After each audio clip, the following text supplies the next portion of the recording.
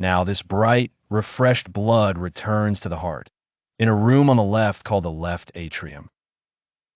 Next, the heart opens a special door to let the blood into the left ventricle, a strong chamber ready to send blood zooming throughout the whole body.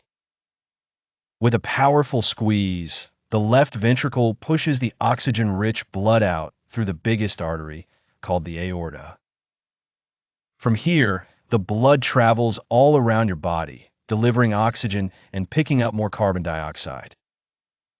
Then the journey starts again, keeping you healthy and strong. The heart is always working, pumping and moving the blood in steady circles.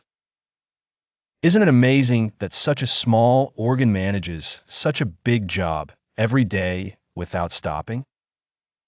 Your heart is your body's busy conductor, making sure every part gets what it needs.